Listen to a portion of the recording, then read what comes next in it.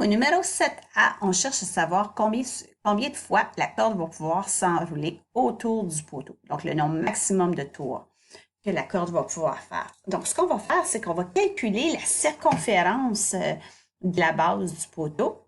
Donc, la circonférence ici autour du poteau.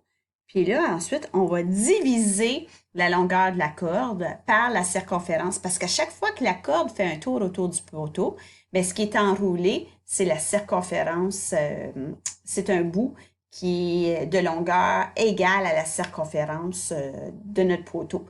Donc, combien de fois on peut... Donc, si je fais un tour, si ça, c'est la circonférence, ça veut dire que ça va faire un tour. Je veux savoir combien de circonférence entre dans le 2,1 mètres. Ici, pour calculer la circonférence de la base de notre poteau, on va se servir ici du diamètre qui est de 4 cm. Vous voyez que les unités de mesure, il va y avoir une conversion à faire. C'est soit que nos mètres, ici, on va les convertir en centimètres, donc 210 cm, ou les centimètres qui sont ici, je les mets en mètres, qui me donnent 0,04 mètres. Je pense que c'est plus facile de travailler avec des nombres entiers. Donc, moi, ce que je vais faire, c'est que je vais travailler en centimètres. Donc, je vais calculer la circonférence de mon poteau. C'est la première chose que je vais faire. Donc, trouver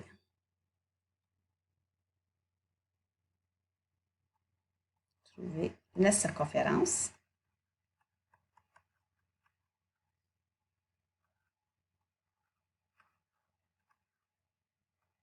La formule pour la circonférence, si on connaît le diamètre, c'est pi fois le diamètre, ou 2pi fois le rayon.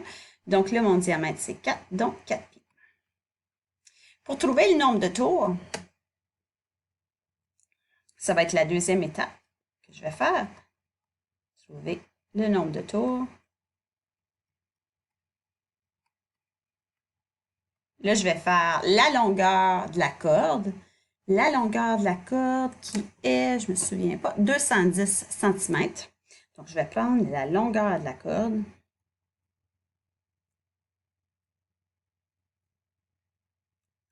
Que je vais diviser par la circonférence.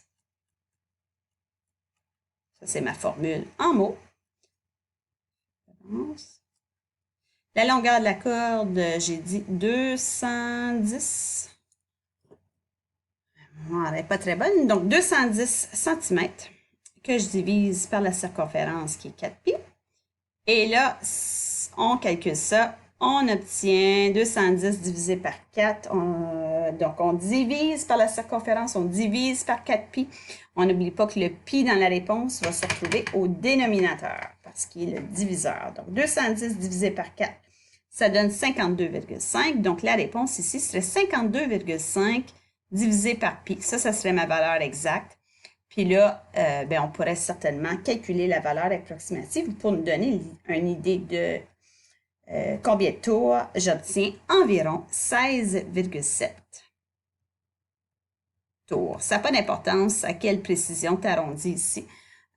Donc, si tu arrondis au dixième ou au centième, ça va.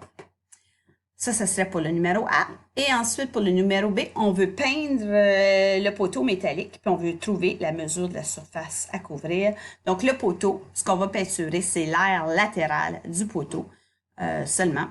Donc, pour calculer l'aire latérale, je vais faire 2pi RH. La hauteur de mon poteau, c'est mon 3 mètres que je vais convertir en centimètres pour obtenir 300 centimètres.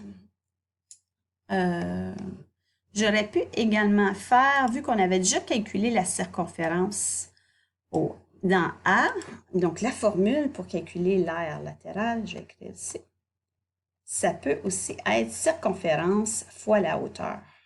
La circonférence, on l'a déjà calculé à l'étape, à la première étape du numéro A, donc 4pi, puis la hauteur de mon poteau, je ne m'en souviens pas, c'était 3 mètres, donc 300 cm.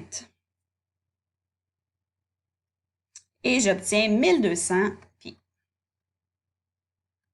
Ce serait des centimètres carrés. Faites attention avec votre conversion. Si vous avez choisi des mètres carrés, bien, votre réponse exacte pour passer de centimètres carrés à mètres carrés, il faut tasser 4 fois la virgule parce que le centimètre à mètre, on tasse 2 fois. Là, vu que c'est au carré, on va tasser de 4 fois la virgule. Donc, j'obtiens 0,12 pi mètre carré. Et voilà.